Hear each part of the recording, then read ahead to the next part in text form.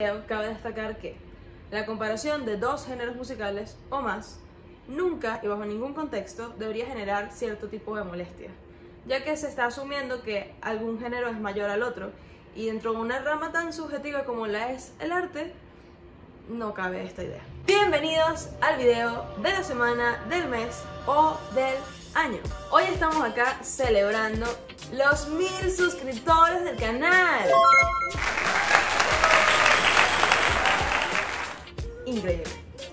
Increíble que el canal haya llegado a 1000 suscriptores.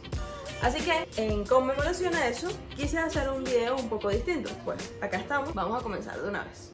Lo primero es, ¿qué es el jazz y de dónde surge? Ahora debes apreciar el jazz improvisado. El jazz es una música nacida en las comunidades negras del sur de Estados Unidos.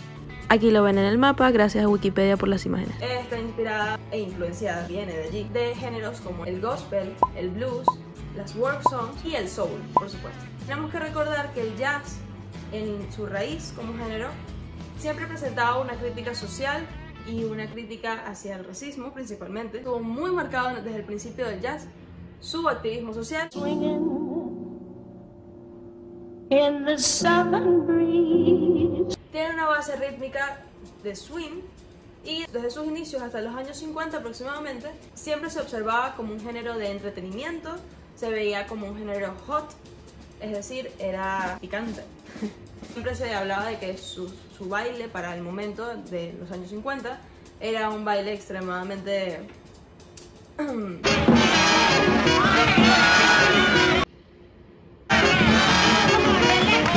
digamos que era un baile demasiado atrevido para las clases altas de ese momento. Así que no era aceptado en estos sitios. Por el contrario, era asociado a garitos oscuros, a sitios solo de negros. Era muy mal visto para la sociedad. Era un género de clase baja que no era admitido dentro de las otras clases sociales. Básicamente de aquí nace el jazz. Y ahora pasamos al reggaetón. Es un género originado en los años 90, principalmente nace en los barrios bajos de Panamá y de Puerto Rico. Gracias Google por las imágenes. En Panamá, durante la construcción del canal de Panamá, hubo muchos inmigrantes que fueron a trabajar en el canal de Panamá que venían de Jamaica. Desde allá se traen los ritmos como lo es el dancehall, el reggae, rap, ritmos afro, ritmos africanos. ¿Ven algo por allí quizás? Por supuesto, ritmos jamaiquinos. Este ritmo, especialmente en el jazz, por ejemplo, tenemos el swing como base principal, el cual es un ritmo que va bastante rápido, bastante acelerado y te incita a querer bailar, a querer entretenerte. Lo que hacen con el reggaetón en los años 2000, aceleran el ritmo, o sea, aquí lo llaman rhythm, para hacerlo más bailable, tal cual.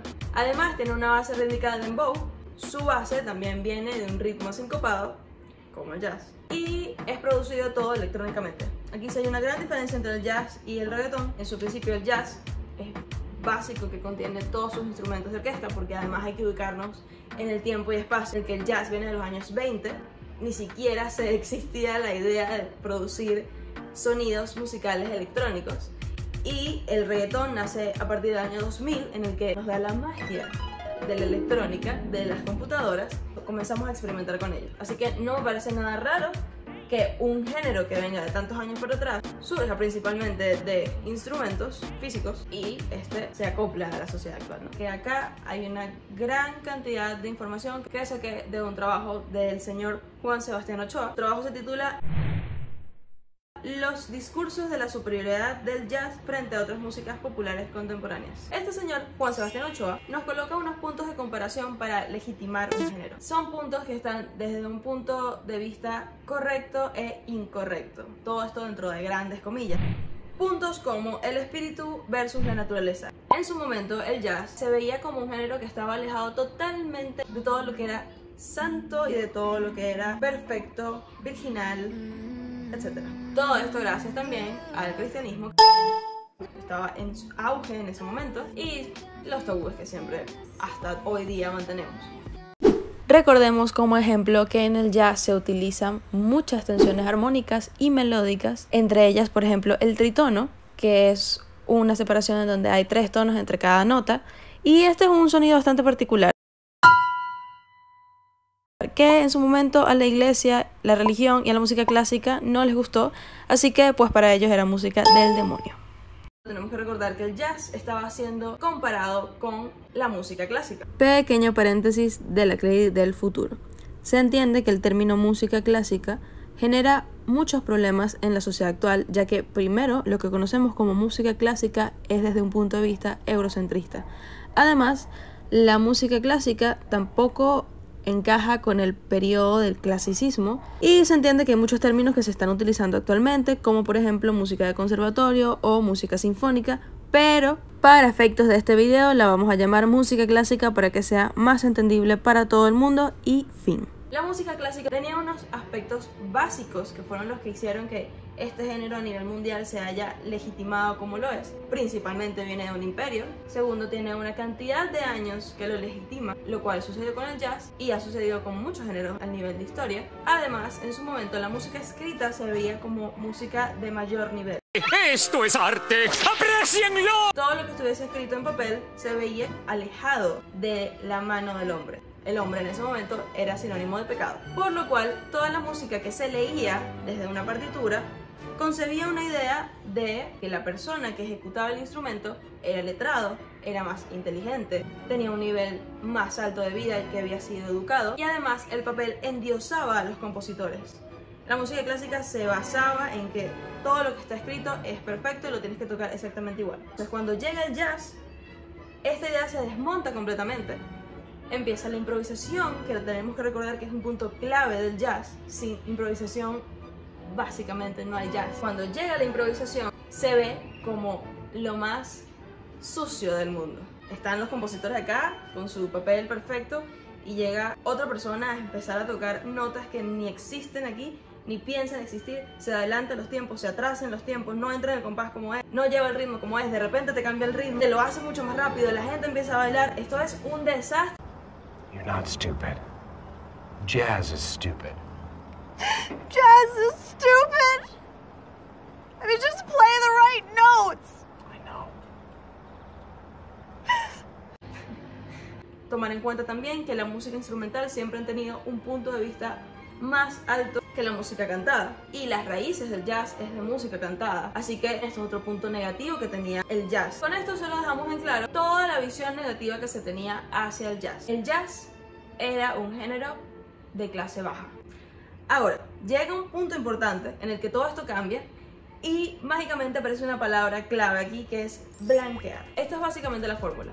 Un género musical que está surgiendo, que viene de una clase baja, con un ritmo distinto y que no es aceptado socialmente. A eso le sumas un género musical que ya está establecido, que tiene años legitimándose y que ya es aceptado por la clase alta. Si sumas estos dos, te da igual a un género que ahora va a ser aceptado. Esto no solamente desde el punto de vista musical, sino desde el punto de vista estético. El jazz empieza a blanquearse, llega este personaje Whiteman, que su traducción del nombre pues te lo puedes dejar allí, ¿no? Y empieza a introducir muchas técnicas clásicas. Al ver esta unión, los norteamericanos principalmente empiezan a aceptar el jazz como un género de interpretación. Toda la parte de improvisación que antes se veía mal, ahora se ve como una genialidad, ya que la persona que lo está tocando está creando en su mente esas notas, esos ritmos en ese preciso momento exacto, como respuesta al público o como respuesta a los otros músicos con los que está tocando. Este cambio de visión en la sociedad pasa porque empiezan a incluirse características de música clásica. Otro punto importante para la aceptación del jazz dentro de la sociedad fue el cambio de visión de sus letras. El jazz venía con una fuerza importante en las letras de sus canciones contra el racismo, principalmente, además de todas las otras críticas sociales que tenían.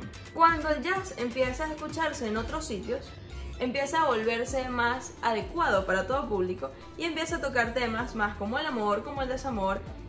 Digamos que temas musicales que no generen demasiada polémica dentro de la sociedad, mucho menos dentro de un país como Estados Unidos en su momento. Además, otro pequeño detalle que institucionaliza al jazz es básicamente saltar las fronteras.